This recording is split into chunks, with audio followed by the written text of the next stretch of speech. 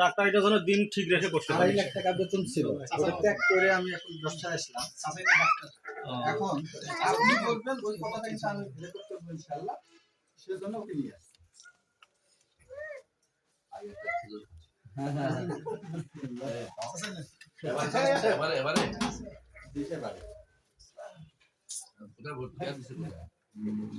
ভর্তি দিয়ে মানে কয়েক মার্কসের জন্য মিস করেছে, আমরা নিয়ে করছি যে ওকে আমরা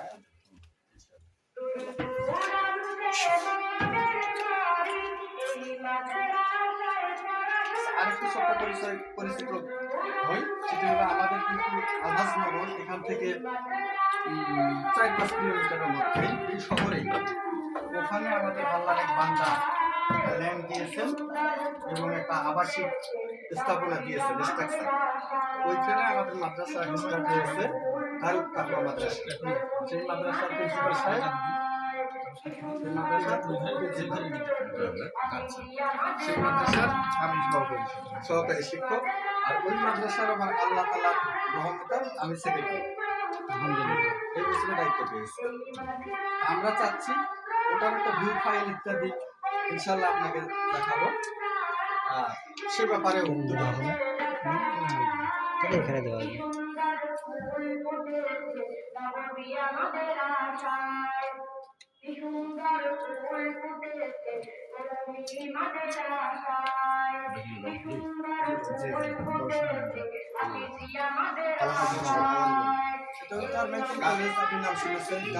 college, cadet college, Begum Rokeya university, তার সাথে ওখানে আমাদের মসজিদ হচ্ছে, সামনে উদ্বোধন হবে ইনশাআল্লাহ। আর আবাদ করার একটা ব্যাপক সুযোগ, যেহেতু স্টুডেন্ট ওখানে কমপক্ষে 25 থেকে 35,000 স্টুডেন্ট ওখানে ওই রাজনীতি এরিয়ায় বসবাস করে। আমরা খুবই চেয়েছিলাম, দোয়া করছি যে আল্লাহ আমাদের ওই অঞ্চলে, যেমন আমাদের এই সালাফি হাইলাইটস মসজিদগুলো আমাদের এই হারাগাছ বেল্ট কেন্দ্রে আমাদের ওইদিকে ছিল না।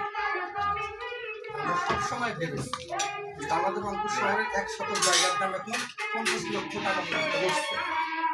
আমরা মাঝখানে খুব ভুলে চেয়ে গিয়েছিলাম যে কে এটা দেবে, কোন আল্লাহর বান্দা দেবে 100 জমির দাম 50 লক্ষ, 30 লক্ষ, 20 লক্ষ।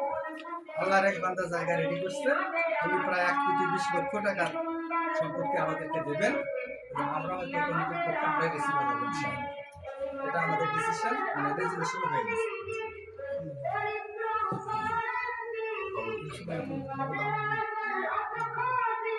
তুমি আসতে পারলো না, আমি একটু পারিবারিক সভাপতি